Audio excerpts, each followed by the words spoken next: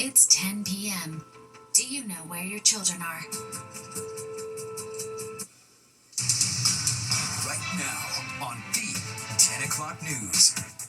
President Trump departs Manhattan after delivering a speech to world leaders blasting the UN's ability to maintain world peace. And the feds foil a threat in New York, dismantling a possible plot to cripple cell service as world leaders converge for the General Assembly. And changes in the air, and unfortunately calls for an umbrella. On and off showers are moving in, sticking with us for most of the week.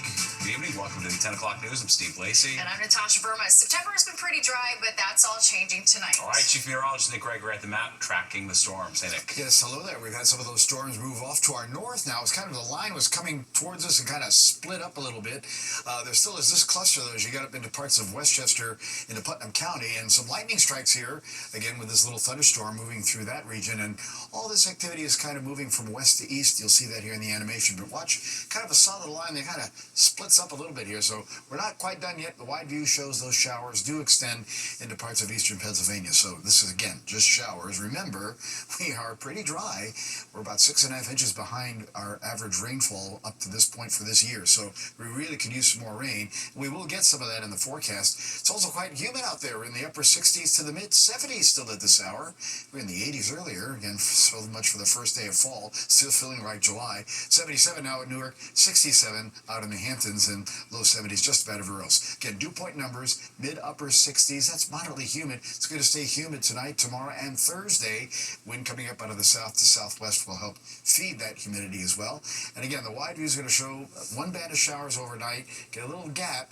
This starts to come at us later tomorrow, particularly tomorrow night and Thursday, when we'll get some heavier downpours, I think, in the forecast, which we could use. All right, so again, 11 o'clock, see that cluster moving off to our north. Clouds start the day, a little patchy fog, mid and upper 60s out the door. A couple of showers early in the morning, but it's later in the day, so as we head again close to 80 in the afternoon, that area of some rain comes through, and some of this will bring some pretty good downpours. This will be into Thursday morning, and even the rest of Thursday is going to feature some more showers and maybe even a thunderstorm. Still pretty humid as well. Steve and Natasha? Very well. All right, thanks, Nick. President Trump delivering his address to world leaders at the United Nations General Assembly, criticizing the organization for not doing more to end conflicts between countries. All right, and during the day of meetings, a major shift from the president on his stance about the war between Ukraine and Russia. Fox Star Sharon Crowley live on the East Side with details on his trip to New York. Sharon.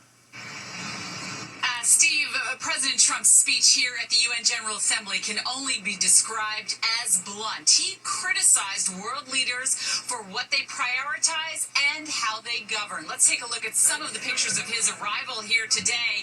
You see President Trump arriving with his wife, the First Lady.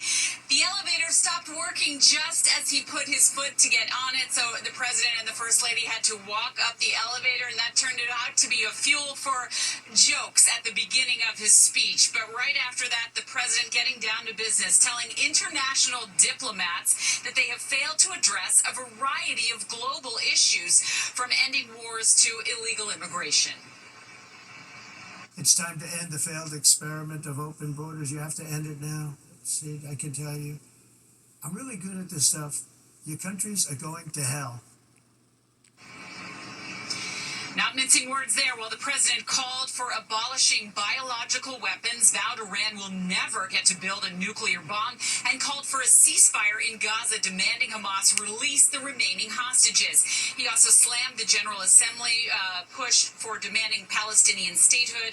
And later in the day, he met with Ukrainian President Zelensky, the president signaling that he may support a more aggressive posture against Russia. During his meeting with Zelensky, the president said that NATO countries should shoot down Russian warplanes that enter their airspace. Would you back up NATO allies? You said that you thought that they should shoot down the Russian aircraft. Would you back them up? Would the United States help them out in some way? Depends on the circumstance. And the president posting tonight on Truth Social, quote, "I think Ukraine, with the support of the European Union, is in a position to fight and win all of Ukraine back in its original form." That's a serious departure on foreign policy, when earlier we heard the president and his team say that Ukraine may have to give up some of the land lost during this war with Russia. So we'll certainly hear more about that in the coming days. And as for the UN, we're expected to hear from the Israeli Prime Minister Minister Netanyahu on Friday.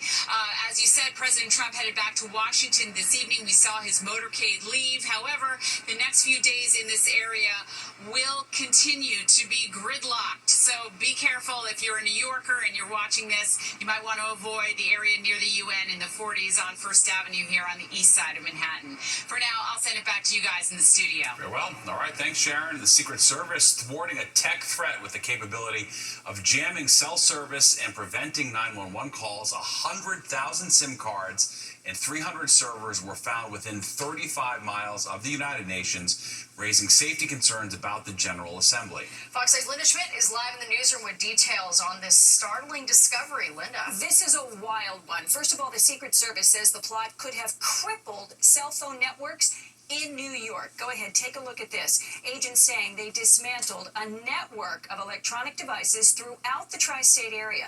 The Secret Service says it was tipped off 6 months ago in March while investigating credible threats that had been made against high-ranking U.S. officials. Now, that led them to hundreds of servers and 100,000 SIM cards within a 35-mile radius of New York City. And keep in mind, as Sharon was just there are more than 150 leaders in New York this week for the UN General Assembly. Now, according to officials, there was enough equipment to send 30 million anonymous texts per minute in a coordinated attack. Be used to shut down cell towers. They could be used to not allow access to EMS and 911. And earlier tonight, I spoke with a former Secret Service agent about the foil plot, and he says those agents prevented what could have been mass chaos in the city this week.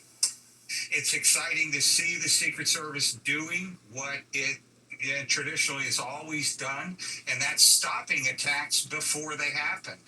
This was a big investigation dating all the way back to March. They were able to penetrate this organization, identify players. They could have caused a lot of chaos. Everything between stopping cellular communications, interdicting radio communications, and imagine the disaster it would have been for all the protective details to not be able to communicate. Could have been a disaster. So far, no arrests, but authorities say they have a solid idea of exactly who is responsible. Back upstairs to you. Yeah, just a wild situation. All right, Linda, thank you so much. A jury in Florida convicted Ryan Ruth of trying to assassinate President Trump last year. Ruth was found guilty on all counts after just 2 hours of deliberations. Just over a year ago, Secret Service stopped him with a rifle as the then presidential candidate played a round of golf in Florida. Ruth acted as his own attorney during the trial. Sources tell the AP that Ruth tried to stab himself in the neck with a pen shortly after being found guilty. Officers dragged him out of the courtroom. He was not hurt. Accused Gilgo Beach serial killer Rex Heuermann appeared in court today. His lawyer sought to have DNA evidence tossed. Heuermann accused of killing 7 women and dumping their remains along a desolate stretch of Long Island Beach. Prosecutors say they tied him to the crimes using advanced DNA techniques. The judge rejected his lawyer's attempt to have that evidence excluded. The judge also ruled that Heuermann will face a single trial for all of the murder charges. The court, primarily in the interest of judicial economy and given the fact that the evidence of the charges are inextricably interwoven, is not going to sever the trial. We made a motion. We had faith in our arguments. We think we were right on the law. Ultimately, it's up to the court to make that decision. Heuermann's trial not expected to get underway until next year. Sean Diddy Combs is set to be sentenced on October 3rd. His lawyers are asking for a prison sentence of no more than 14 months. If approved, that would mean Combs goes free almost immediately on time served. Prosecutors are calling for him to stay in prison longer than the 4 to 5 years that they originally sought.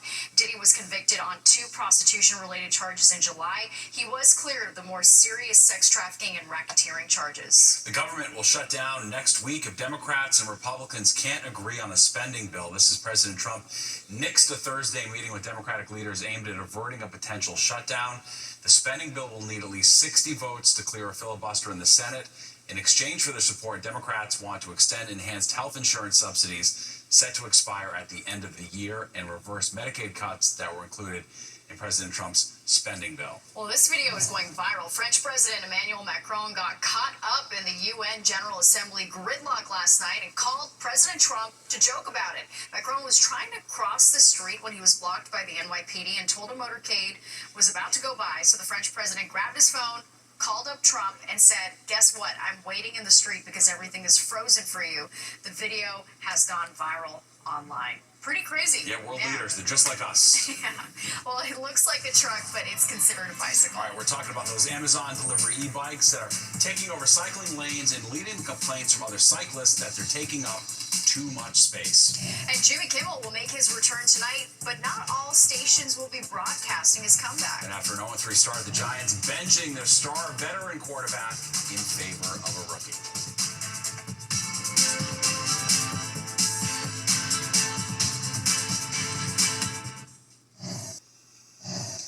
Jimmy Kimmel will make his late-night return in a little over an hour. It'll be his first show after a week-long suspension because of his controversial comments on the killing of Charlie Kirk. All right, but some affiliates are refusing to put Kimmel back in his time slot. Fox 5's Arthur Chen is live in studio with the details. Arthur. Yeah, that's right, guys. Just over an hour to go before he makes his first appearance since being suspended by ABC last week. This is video here of the audience filing in for Kimmel's show tonight. All smiles.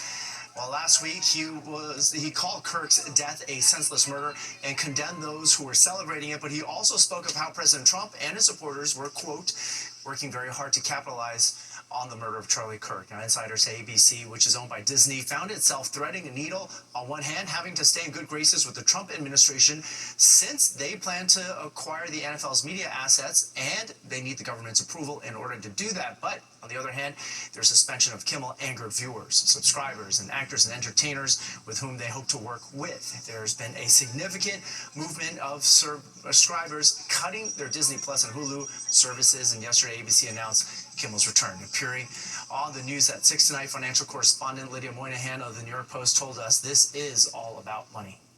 It's kind of tough for Disney because they seem to sort of alienate everyone on this, right? Because first they suspended him. A lot of liberals were upset that he was pulled from the air. Yeah. Now they're reinstating him. Now a lot of conservatives are mad. And amid all of this, we're seeing their stock has declined about 3%, which is equivalent to about $4 billion shaved off their market cap. $4 billion. Now, while Kimmel is back on tonight, as you alluded to, he will not be seen in about 25% of ABC stations nationwide. That's because station owners Nexstar and St. Clair say they will not be airing his show. Nonetheless, his return is expected to draw a huge audience. The question is right now, what will he say about what happened, and could that lead to more drama? And by the way, guys, it's coming here. Kimmel's show is coming to New York City for all of next week. They'll be filming in Brooklyn. Natasha? Yeah, will he apologize? We'll just have to see. All right, Arthur, thank you so much. Well, the Giants have decided to bench quarterback Russell Wilson and start rookie Jackson Dart. The 22-year-old was drafted 25th overall in this year's NFL draft out of Mississippi. The Giants are currently 0-3 and have failed to score a touchdown in 2 of the first 3 games. New York will play the undefeated LA Chargers on Sunday. And the defending WNBA champions, the New York Liberty, announcing that head coach Sandy Brondello will not return next season. She led the team to its first title, of course, in 2024. But this year, a number of key players got injured, and the team got bounced from the playoffs in the first round. Brondello, the winningest coach in Liberty history, she racked up 107 victories in 4 seasons in New York. No word yet on a possible successor. A historic first for NASA's latest crop of astronauts. They introduced their group of 10, and for the first time, there were more women than men. They're a mix of scientists, engineers, and test pilots who were chosen from a pool of over 8,000 applicants. The new astronauts will have to undergo 2 years of training before they're eligible for spaceflight. Their goal is to one day explore the moon and possibly even Mars. We are pushing the boundaries of human performance. I'm really excited to see everybody's strengths. One of these 10 could actually be one of the first Americans to put their boots on the Mars surface. And only 370 people have ever been chosen by NASA as astronauts. An elite group. Well, the Garden State Plaza expected to reopen tomorrow after a water main break earlier today. Paramus Mayor Chris DiPiazza posting on social media that Veolia Water was working on the issue. He also said that emergency services helped some patrons exit the plaza. Well, there's no avoiding it. AI is everywhere, and with the booming use of the tech, a local school is rolling out a brand new program. All right, Fox 5's Kim Green gives us a look at the degree in artificial intelligence. AI's rapid expansion into virtually every modern industry has created a surging demand for curriculums on college campuses. In this semester, Kean University is offering the school's first Bachelor of Science in Artificial Intelligence, the first degree of its kind in New Jersey. We find creative students who have worked with technology their entire careers, all the way up K-12, are coming in and saying, what can I do to be part of the future? Patricia Morielli heads KU's Department of Computer Science and Technology. She's noticed AI expanding its footprint into industries like healthcare, education, and finance, to name a few. She believes an undergrad degree in AI will advance students' use and understanding of the tech, putting them ahead of their peers. Probably 2 to 5 years minimum, and that's because you know how to shape the queries, you know where the industry's going, you've got the vocabulary. At Kean, you would have had the internships and the undergraduate research. You would know what the problems are that industry needs to be solving. Who wouldn't want to be interested in the future? Daniel Cachola, who'll be among the program's first graduates in 2027, plans on using his Bachelor's of Science in Artificial Intelligence right away. I would love to work integrating AI into like more physical robotics, for example. Okay. So working with robotics technically would be my dream right now. He'll spend the next few semesters studying programming, computational thinking, sequential logic, and applying it to advanced systems, machine learning, large language models, and text processing, all crucial to understanding AI. I'm already taking like 2 or 3 classes that are focused on AI, like fundamentals of AI. We have fundamentals of edge AI, all these type of new ways that AI is changing. Our professors are also implementing that in classes as well. Mariam Ahmed is a computer science major with an AI specialty, and she has big plans. I want to get into technical project manager at Google. That is my goal. The junior believes a degree in AI is a strong first step toward her dreams. Even with the curriculum in place, Morielli's mindful AI's rapid advancement will demand constant updates in their curriculum. Ironically, they'll use the tech itself to ensure what they teach stays up to date. We want to make sure that people have the latest and the greatest so that they're top-notch when they go out for the employers or graduate programs that they might head to. Kendall Green, Fox 5 News. Well, it felt more like summer today. Nick has a check of the forecast. All right, in better hurry to see the fall colors, why leaf peeping season this year is expected to be shorter than usual. And a call from the circuit board instead of behind a mask when MLB umpires will start going high-tech.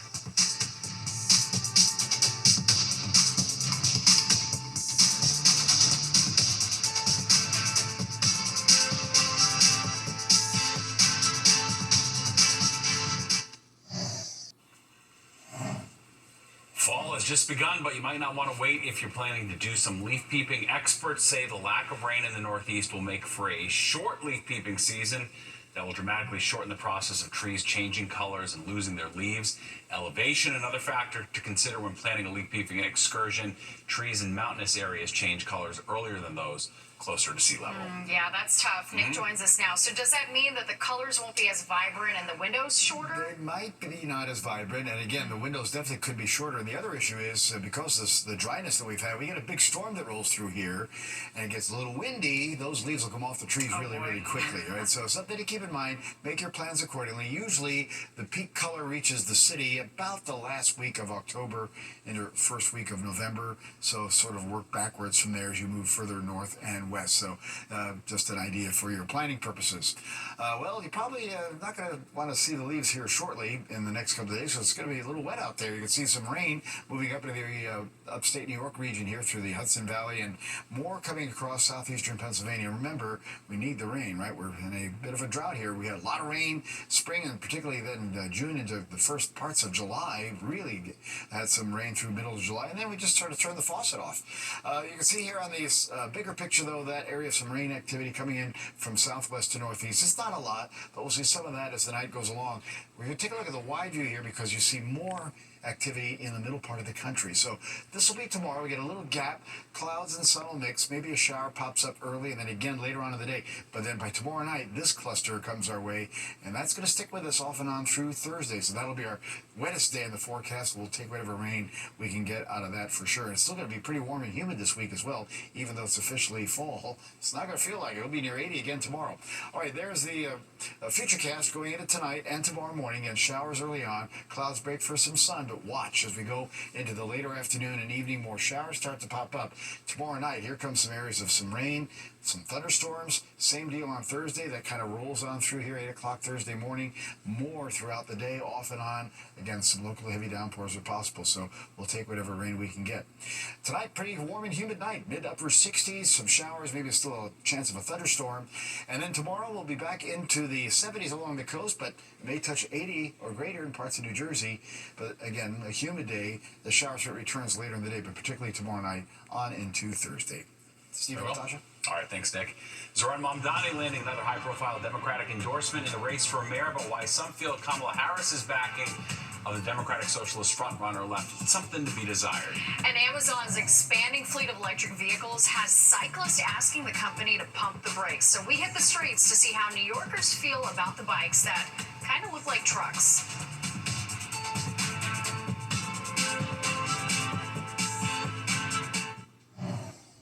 Congestion or making it worse. Cyclists are pointing fingers at Amazon, claiming a surge of e-assist bikes are clogging up that green lane. Welcome back. I'm Natasha Verma. All right, I'm Steve Lacey. The cargo-like bikes have been on the streets of New York since 2024, but many tell Fox 5 they're seeing more of them since the start of congestion pricing. Yeah, leaving some to wonder if it's a way for the company to skirt the toll. Fox 5's Jessica Formoso has the details.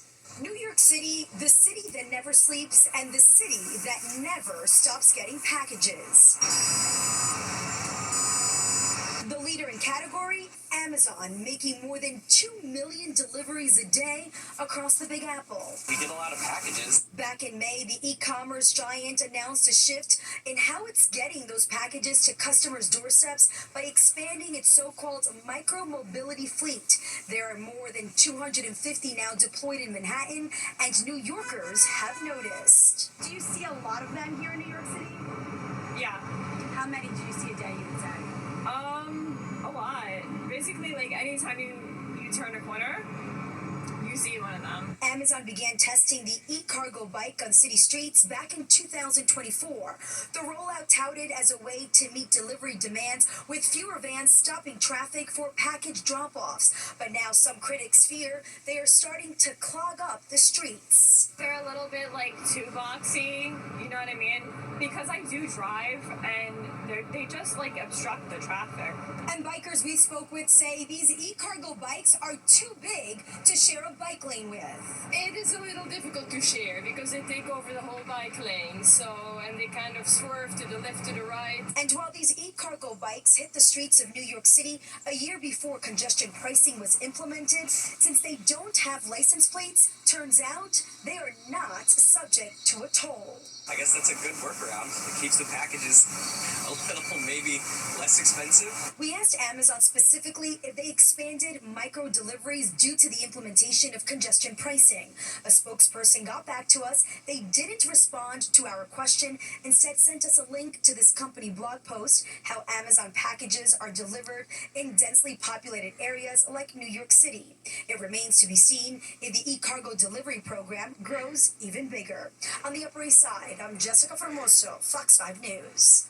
Police in Fort Lee, New Jersey, warning people of scammers trying to steal your identity. On Sunday, 6 post office mailboxes were broken into. Investigators don't know how much mail was stolen, but say anyone who used them to mail something after 3 p.m. on Saturday could be at risk. That's especially so if their letters contain financial documents like bank statements or checks. Well, many medical professionals say more research is needed after the White House ties Tylenol use during pregnancy to an increased risk of autism in children. Some studies have raised that possibility, but researchers say a direct cause and effect has not been found. The Trump administration claims leucovorin could be a potential treatment for autism, and the FDA is starting the approval process. The generic drug is designed to make chemotherapy more effective. However, limited research has shown that leucovorin can lead to language and behavior improvement in children with autism-like symptoms. What it is it's like a more available form of folate. Folate is something that people in the community do know, so it's what pregnant women are encouraged to take. It's a vitamin that's in most foods. We have it in cereal and stuff. But those studies on the drug have been small, and researchers say there is still not enough evidence to determine whether autistic children can benefit from leucovorin.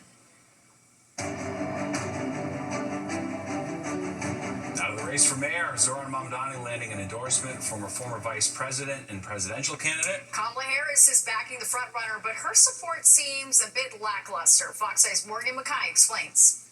Harris wasn't necessarily enthusiastic in her support, but she did say she backs a Democratic candidate and thinks others should do it as well.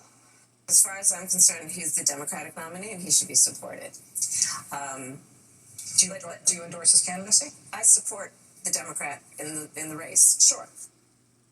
During the presidential primary last year, when President Joe Biden was running virtually unopposed to secure his party's nomination, Mamdani supported what was known as the Leave It Blank campaign, which told voters to leave their ballots blank to send a message that Democrats were unhappy with the president's stance on the war in Gaza. However, during the general election, Mamdani says that he did support and vote for Harris, who ultimately lost to President Donald Trump. But Mamdani didn't have a public event today and said in a statement that this latest endorsement is a sign how his message is being embraced by Democrats across the country. Former Governor Andrew Cuomo brushed it off, saying Mamdani isn't a real Democrat. And House Minority Leader Hakeem Jeffries says he didn't see the endorsement from Harris, but repeated the same line he's said more than a dozen times since the primary. I haven't seen those comments, but I'll have more to say about the mayor's race sometime soon. I don't think anyone told her that he didn't endorse Biden or Kamala Harris. He was with what they call the Leave It Blank movement. He hasn't been a Democrat for a long, long time. Meanwhile, Mayor Eric Adams slowing down his campaign schedule slightly as the election is a little more than 40 days away. For the past 4 days, Mayor hasn't held any public campaign events, although he has continued to do interviews. The Republican nominee Curtis Lewa today criticizing Mamdani's pledge to arrest Israel's prime minister, pointing to tensions surrounding Fidel Castro's visit during Rudy Giuliani's tenure as mayor. Came in peace, they left in peace, they traveled into the outer boroughs, especially Fidel Castro, escorted by Charlie Rango and Jose Serrano, to Jimmy's Cafe, where I had the Guardian Angel headquarters right up the block. So this is part of your responsibility as mayor, is to exercise the responsibility of hosting the largest gathering of international world leaders. Also, a new poll from Suffolk University shows Mamdani with a 20-point lead over his closest opponent, who is Andrew Cuomo. It also showed that the top issue for voters this year, according to this poll, is affordability. All right, thanks, Morgan. And for continuing coverage of the New York City mayor's race, tune into Battleground NYC, the fight for your vote, hosted by SE Cup. You can catch that weeknights at 7 on the Fox local app and at 11 on Fox 5. Right after the 10 o'clock news. Well, Long Island native is getting ready to turn up the heat. All right, the 23-year-old joining the 24th season of Hell's Kitchen. We're going to introduce you to Maddie Bender.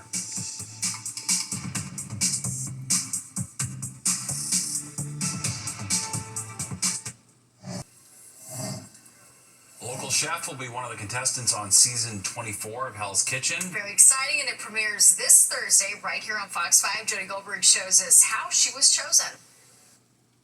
For Maddie Bender, the kitchen isn't just where food gets made. It's where the 23-year-old says she feels most at home. It's my safe space, and it's my favorite thing in the world.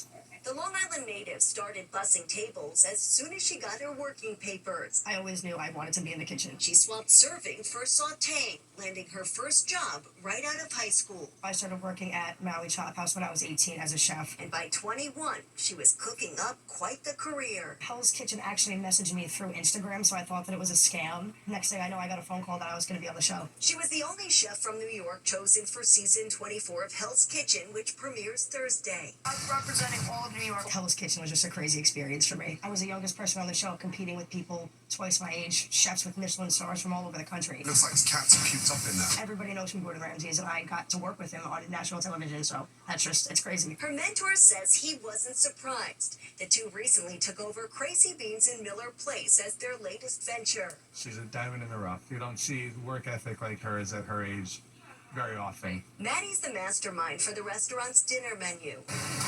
I kind of feel like I'm living the dream right now between the show and here. I mean, like, it's just surreal. I know you can't say much, but when Gordon Ramsay yells, do you fight back or just kind of stir the pot? You kind of just gotta sit back and take it. I mean, he's Gordon Ramsay. He yells at everybody. You just gotta roll with the punches. And for other aspiring chefs, her recipe for success is simple. Just keep going and believe in yourself, and that's really all you can do. Hell's Kitchen is just an appetizer. As for Maddie, she can't wait for what's next on the menu. In Miller Place, Long Island, Jody Goldberg, Fox 5 News. Yeah, can't wait to watch her. Gotta be tough to win that show. I'm sure she is. All right, well, robot umpires are getting called up to the big leagues. And how the new technology will be slowly rolled out next season and why some baseball fans are still skittish about it. And Nick is here with a look at the forecast. Hey, Nick. Hi there, Natasha and Steve. We have showers in the area now, a little gap, but more showers in the pipeline. So the next couple of days, we're going to be dodging those showers. I'll have a full forecast when the 10 o'clock news comes right back.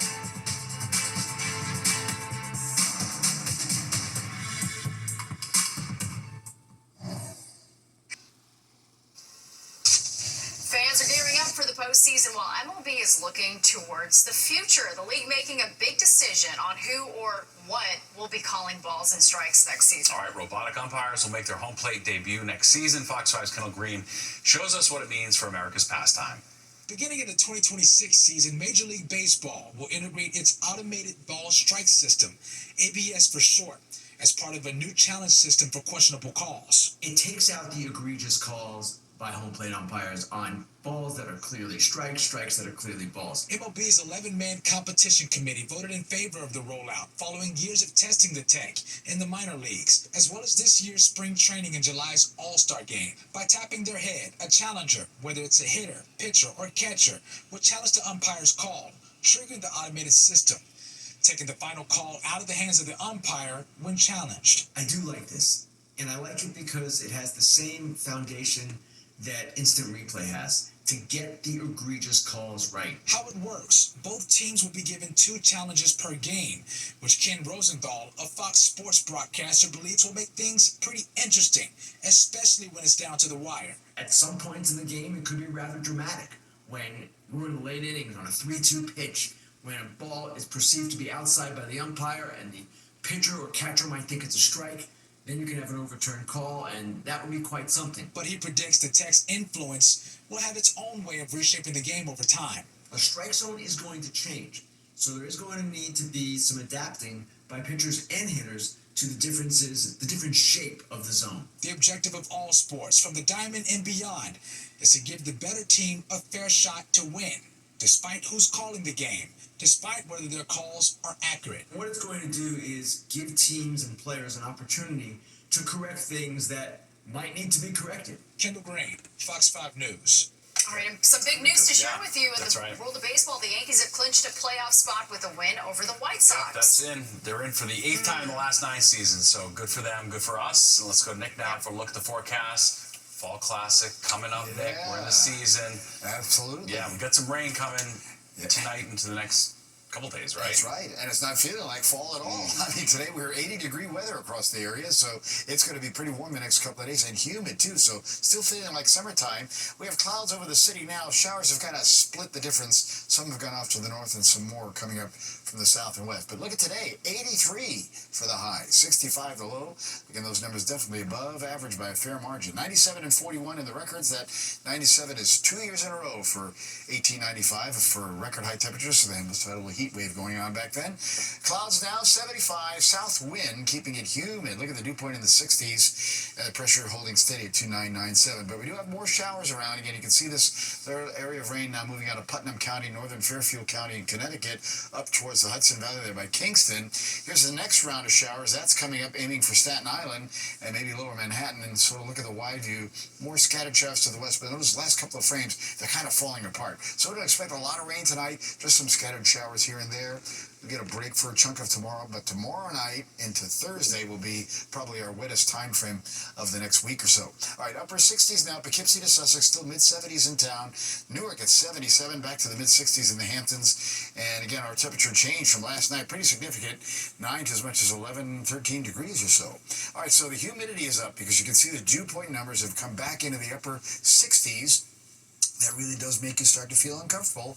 And we'll see the southwest wind continue tonight. Very light, 5 to 10 miles an hour, but that will keep it humid into tomorrow and humid probably into Thursday as well. All right, here are the highs. Look at Newark, 88 today, like a July afternoon. 80s to White Plains as well, up to Hartford, a little cooler in the Hamptons, but really all through parts of New England. Got pretty warm today. 80 at Providence, 70s upstate New York. State College a little cooler with the clouds and showers there. Mid-80s Washington, D.C. Higher 80s as you went southward, even 90-degree weather in the Carolinas. And 70s to about 80 Pittsburgh westward towards Indianapolis, Columbus, and Chicago. All right, here's that wider view of the showers. You kind of see them more so moving through the Hudson Valley here, and this batch that'll be coming up. Wide view shows a little gap in the action. That'll be likely coming our way for tomorrow, but then again, we'll be watching that next area of showers kind of zip on in for later tomorrow night and on into Thursday. You'll see that here in our futurecast overnight. That area of some rain kind of diminishes, clouds, some fog, patchy fog to start the day, then some sun breaks out. We'll start out mid and upper 60s. We'll get near 80 again tomorrow afternoon. Again, some scattered showers start to appear. Not so much at this time frame, but watch as we go into Wednesday night. There's some pretty good rains coming through, maybe a thunderstorm, and a mild night again will stay pretty much in the 60s to about 70 out the door. And here's Thursday, more areas of some rain. Again, good soaking is what we could really use with our 6.5-inch rain deficit for the year. And we'll see those showers continue on into Thursday night. In the meantime, tropics are active. We've got Gabrielle here, Category 4 hurricane in these two areas that we're watching. So again, it's a late season push for hurricane season here. So we'll watch Gabrielle head off into the Atlantic. It's got 130-mile-an-hour wind. And again, not coming our way. Now it's down to, that's a new advisory, down to 125, but it is heading out to the east and may head out and even hit Spain, of all places. All right, our forecast tonight brings the showers around 68 in the city. Humid tomorrow, just a shower in the morning, then again late in the day, 78. But tomorrow night into Thursday, more showers and a thunderstorm, so locally heavy downpours. 76 Thursday, a couple more showers Friday. Most of the weekend is dry, up near 80 though, and staying warm into early next week. Stephen, it's like those temps. Good deal. All right, thanks, Nick. Well, the hit Fox medical drama Doc is back. All right, actress Molly Parker speaking out about what fans can expect from her character this season. Car accident. And I lost 8 years in my memory. 8 years just gone.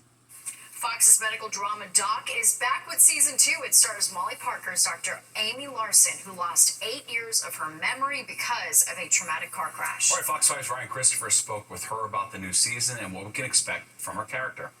For a couple hours? We could lose our accreditation. I don't think they'd be that punitive. How exciting is this show for you and knowing that you're going into season 2? And what would you like to see your character, how you would like her to evolve a little bit? Well, we were so excited to have a second season. We were tremendously excited and surprised to get 22 episodes to shoot in season 2. So that really gives us space, I think, to delve more deeply into all these characters and their relationships and their relationships with each other, not just with Amy, you know? Yeah. I mean, there's the situation of, a woman who has lost 8 years of her memory, who has this sort of black hole in the center of her life, really presents this sort of mystery to her and to the audience. And so within there, I think there's so much potential for, anything could happen. Anything could happen, literally. Yeah. Maybe you want to tell him the reason you don't remember. And dump my trauma onto him? What good would that do? But we also see another side of your character, the OG Doc. She was a little bit different. Yes. So is it fun for you as an actress to be able to play in those flashbacks and just get a little rowdy? It's so great. And it's great to be able to show all aspects of a character. It's great to be able to let that kind of mean part of her out a little bit. The part that is it therapeutic for you as an actress to get some frustration out? You don't get to do that in your life. So it's sometimes fun to play those moments in acting, but it's also, I believe we have all of those parts of us in it, and at certain times, or some parts of us get turned up and others turned down, and it just depends on what's going on. It's just life, right? Yeah. We all have different waves of it. Yeah, but you should know, she might not even survive a transplant. And let's talk about that spicy love triangle. It seems like we ended on a little cliffhanger there at the end of season 1. So where would you like to see Doc go in her love life moving forward? It could go any way, I guess. Yeah, our show has this sort of juicy love triangle at the center of it, and in many ways it's sort of unique because Amy for quite a while doesn't even know she's in the love triangle because she can't remember she was in this relationship. And once that is revealed to her and it starts up again, I think there's something just intuitively that feels right to her about that. And as things get more stressful, you know, she does revert to some of her old behaviors. And that, I think, is where we start to see, oh, these aren't two different characters. This isn't old Amy and new Amy. Yeah. This is one person. What you saw isn't what you think you saw. Are you at like dinner parties now and people are like, oh, dude, can you check this or that? Or well, I think for a couple months after we stopped shooting, I definitely had a lot of like advice to give friends who were with symptoms, and I was like, oh, I think that's this. And so I've stopped doing that. But I don't know. It's given me so much respect for all healthcare workers because it's hard. Yeah. And you know, friends I know who work in that world, who went through COVID, who worked through that. I mean, the stress. Heroes, and just like we cannot underestimate how stressful that was for people. So I'm really happy to be able to kind of just bring a lot of positivity to what we do for that. Such a good show. I'm glad it's back for another season. I almost got up here late watching the end of the episode tonight. Yeah. All right, well, there's more of the 10 o'clock news straight ahead. We'll be right back. All right, forecast overnight, still some showers, and it's humid and warm. We're in the mid and upper 60s across the area. Maybe still a little lightning and thunder possible, but that's starting to diminish by the time goes along in the next couple hours. Tomorrow, clouds break for some sun, a humid day, upper 70s to about 80. Watch out for a shower late in the day, but particularly tomorrow night and Thursday, showers, some thunderstorms, local heavy downpours, a couple more showers Friday. Most of the weekend is dry, but look at those temperatures. It's not like fall, up near 80 and even mild next week. That's my favorite part of fall. Love it. All right, thanks, Nick. Don't go anywhere. Battleground NYC, the fight for your vote is next at 11 with host S.E. Cup. And then stick around for Good Night New York with Crystal Young and Ryan Christopher at 11:30. All right, that does it for us tonight. If you missed any part of the 10 o'clock news, you can always catch an encore on our free streaming app, Fox Local. Where you can stream our newscasts anytime. Have a great night. We'll see you tomorrow.